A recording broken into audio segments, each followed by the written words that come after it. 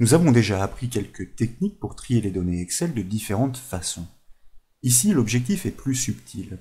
Il s'agit de trier les données à l'intérieur de chaque catégorie, sans réorganiser ces dernières, bien qu'elles soient placées dans une même colonne. Sur l'exemple illustré à l'écran, nous travaillons à partir d'un tableau relatant des modèles de véhicules qui sont tous listés par marque.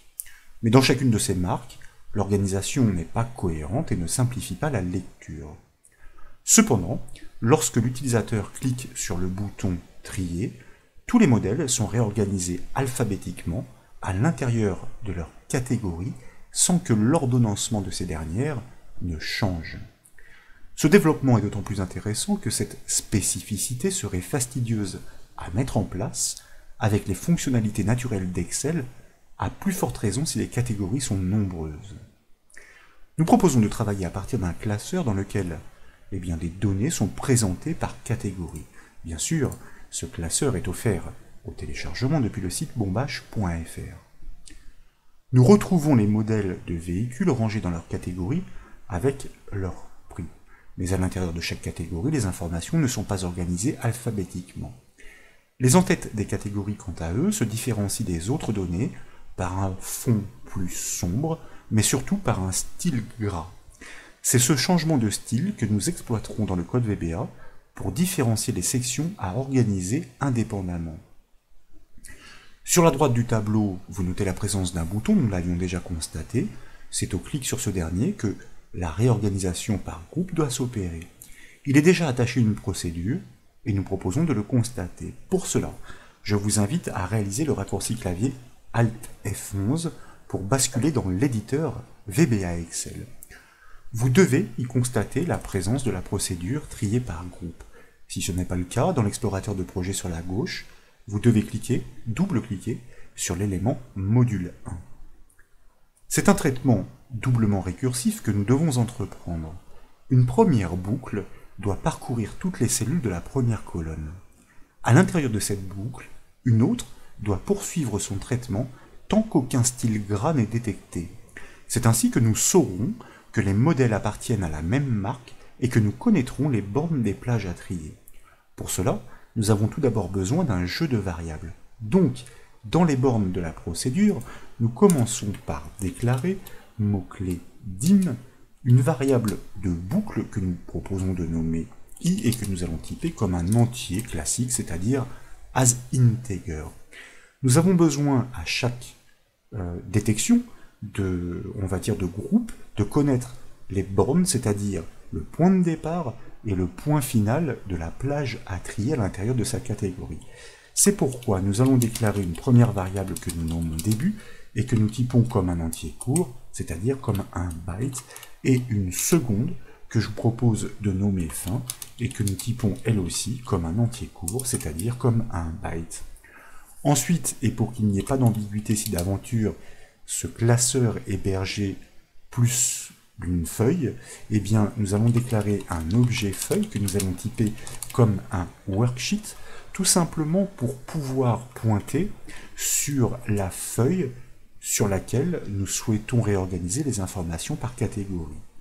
Dans l'enchaînement, de fait, nous pouvons initialiser notre objet feuille, mot-clé 7 sur cet objet feuille, donc de manière à le faire pointer sur la feuille qui se nomme trier par groupe, grâce à la collection Worksheets, qui par défaut représente toutes les feuilles du classeur, mais en lui passant en paramètre le nom de celle qui nous intéresse, trier groupe, en l'occurrence, et non trier par groupe, nous allons pouvoir piloter cette dernière explicitement. Je reviens sur mon onglet pour m'assurer effectivement que ma mémoire était bonne. Puis, nous allons initialiser notre variable de boucle à l'indice 4, car nous allons débuter l'analyse à partir du premier modèle de la première marque, donc à partir de la ligne 4. Les variables étant déclarées et initialisées, il est temps d'enclencher la boucle devant parcourir toutes les cellules du tableau, donc tant qu'aucune cellule vide n'a été détectée. En effet, c'est le test que nous devons exécuter puisque nous ne connaissons pas la borne de fin. C'est donc une boucle while qui est à l'honneur. À la suite du code, donc, nous engageons cette boucle while, do while en l'occurrence ici. Nous pourrions utiliser un while de la même façon, même s'il y a une petite subtilité entre les deux, à partir de notre objet feuille pour pouvoir pointer sur ces cellules grâce à l'objet cells qui représente la collection des cellules de la feuille, mais en lui passant les coordonnées pour la ligne en cours, nous débutons à partir de la ligne 4, indice I, et pour la colonne C, c'est-à-dire la colonne des modèles, la colonne suivante, la colonne 4, concerne les prix attachés au modèle, point value, pour pouvoir vérifier le test de boucle suivant, différent de guillemets. En d'autres termes, tant que la cellule qui est en cours d'analyse n'est pas vide, eh bien nous savons qu'il y a une information à traiter, et donc nous poursuivons. Nous prenons soin de bien borner notre boucle de while avec un loop, et à l'intérieur de cette boucle, à chaque passage, pour déplacer l'analyse sur la ligne suivante, nous incrémentons notre variable de boucle i égale i plus 1. À titre de vérification, je vous propose ici temporairement de poser un MSGBox pour afficher l'état de cette variable i à l'issue du traitement. Nous pouvons revenir sur la feuille Excel, nous pouvons cliquer sur le bouton trier, et vous voyez que le résultat retourné est la ligne 22. Qu'en est-il dans la réalité? Eh bien, si nous cliquons sur la première cellule vide, il s'agit bien de la ligne 22, c'est à partir de ce point que le traitement doit se stopper. Au premier passage dans cette boucle, nous sommes placés sur le point de départ de la première catégorie, comme nous l'avons dit. Nous devons analyser les cellules tour à tour par le biais d'une seconde boucle, tant qu'un style gras n'est pas détecté. Ainsi, nous connaîtrons la borne de fin de la première plage à trier. Au prochain passage dans la boucle parent, nous serons naturellement propulsés dans les données de la catégorie suivante. Ces processus itératifs imbriqués vont nous permettre de déceler la longueur de toutes les plages à trier indépendamment, soit dans leur propre catégorie. Donc tout d'abord, nous revenons dans l'éditeur VBA Excel. Je vous propose de basculer la ligne du MSGBox en commentaire en la préfixant d'une apostrophe, et puis dans la première boucle, juste avant l'incrémentation bien sûr de notre variable i, nous allons créer une seconde boucle, mais tout d'abord, eh bien, nous allons prélever la position de départ du premier groupe à trier, puisque nous sommes sur ce point de départ, et nous l'avons annoncé, nous le comprendrons. À chaque nouveau passage dans cette boucle parent, nous serons sur la position de départ du groupe suivant, et ainsi de suite. Maintenant donc, à l'intérieur de cette première boucle, nous engageons un nouveau processus itératif avec une nouvelle boucle do while, bien sûr sur les cellules de la feuille en cours, donc collection cells, pour la ligne actuelle, indice i sur la colonne 3, afin de savoir si elle porte un style gras attaché à la police, propriété font, et puis attribut bold. Est-ce que ce dernier vaut false, indiquant qu'il s'agit d'un modèle et non d'un en-tête, et non donc d'un titre de catégorie, et que dans le même temps, pour cette même cellule en cours d'analyse, eh bien, nous devons vérifier, bien sûr, qu'elle n'est pas vide, que nous n'avons pas atteint la fin du tableau, propriété value doit être différent de guillemets. Dans ces conditions, bien entendu, nous poursuivons le traitement, nous pensons bien sûr à borner tout de suite notre boucle do while, et à chaque passage, eh bien, nous allons incrémenter notre variable i, puisqu'il s'agit des modèles d'une même catégorie tant qu'un style gras n'a pas été détecté. Par contre, dès lors que eh bien, cette boucle rend la main, c'est-à-dire que un en-tête a été détecté, eh bien, son traitement se termine, nous nous retrouvons après le loop, et nous en profitons pour prélever la borne de fin de la catégorie en cours d'analyse à l'indice i-1. Pourquoi? Parce que lorsque nous sortons de cette boucle, nous sommes propulsés sur la catégorie suivante, sur le titre, sur l'en-tête de la catégorie suivante. Donc -1 pour revenir sur le dernier modèle de la catégorie précédente. Mais pour que ces bornes, début et fin, puissent être exploitées avant d'être réinitialisées après la seconde boucle et avant le prochain passage dans la boucle parent, un tri doit être exercé sur ces limites détectées pour ordonner les informations dans la catégorie étudiée.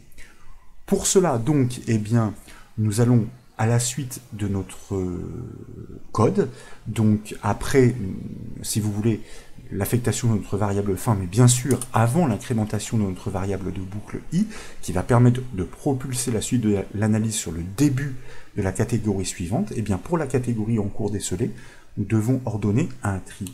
Sur notre feuille, reconnue par notre objet qui la représente, grâce à sa méthode sort, pour pouvoir pointer sur ces champs qui ont subi un potentiel tri précédent, nous enclenchons tout d'abord la méthode clear de manière à pouvoir les réinitialiser. Et dans l'enchaînement, nous devons, avant les autres réglages, définir quelle est la clé de tri. La clé de tri est organisée sur la colonne C, sur la longueur déterminée par les bornes début et fin. C'est ainsi ensuite que nous pourrons définir la plage complète pour que la colonne D suive ce réagencement. Nous exploitons la méthode add pour pouvoir définir, comme vous le voyez, IntelliSense se déclenche, le key, c'est-à-dire la clé de tri, donc sur cette feuille, par rapport à une plage aux bornes bien précises, sur une colonne en l'occurrence la colonne C, que nous désignons entre guillemets, c'est oui, mais c'est et quelle ligne que nous concaténons donc avec la ligne de début, c'est-à-dire le premier modèle de cette catégorie, et puis nous devons rejoindre la borne de fin pour cette clé de tri. Nous concaténons de nouveau avec une partie statique, 2 points pour annoncer la borne de fin, toujours sur la colonne C, oui, nous fermons les guillemets et nous concaténons ça avec l'indice de fin de cette plage clé, donc cette information étant renseignée dans notre variable fin. Suite à cela, il nous reste à définir les réglages de notre tri, et comme il n'est pas utile de répéter à chaque fois notre objet et sa méthode sort, puisque nous avons plusieurs paramètres à définir, nous allons engager un block with par esprit d'optimisation, block with que nous pensons à tout de suite borner, et à l'intérieur, nous exploitons la méthode setRange pour spécifier quelle est la plage complète sur les deux colonnes C et D, qu'il s'agit, selon cette clé de tri, de réorganiser. Donc sur notre feuille, grâce à l'objet range, qui, je vous le rappelle, permet de représenter une plage de cellules, à partir de la colonne C, donc, et de la ligne début, donc pour cette catégorie en cours, jusqu'à, donc toujours entre guillemets 2 points pour annoncer la borne de fin, cette fois la colonne D pour bien inclure les prix dans cette réorganisation, que nous concaténons avec l'information dynamique sur la ligne de fin, une fois encore pour les modèles de cette catégorie en cours.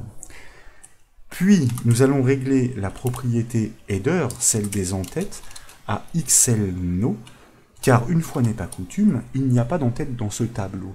Donc ça veut dire qu'il n'y a pas de titre à ne pas réorganiser, puisque nous agissons ici seulement sur les modèles des catégories que nous ne touchons pas.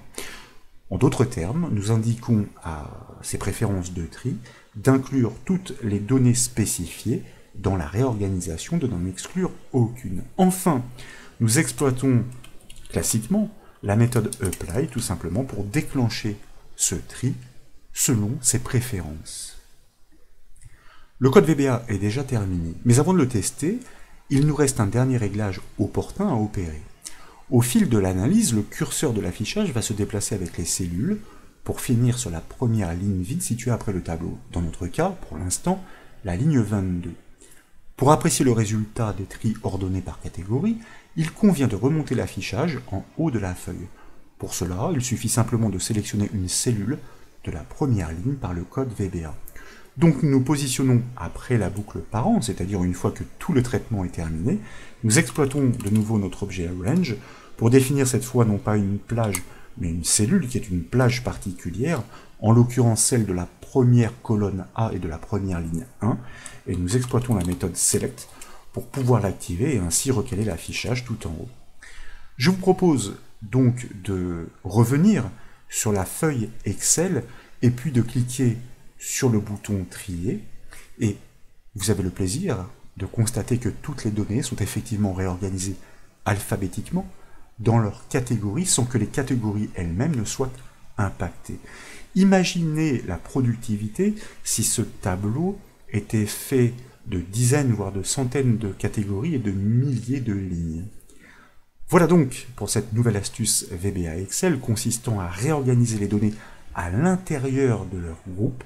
J'espère qu'elle vous a plu. Si c'est le cas, comme toujours, Je compte sur vous pour mettre un petit j'aime à la vidéo et comme vous le savez, vous pouvez retrouver toutes les astuces et toutes les formations sur le site bombache.fr. Je vous remercie.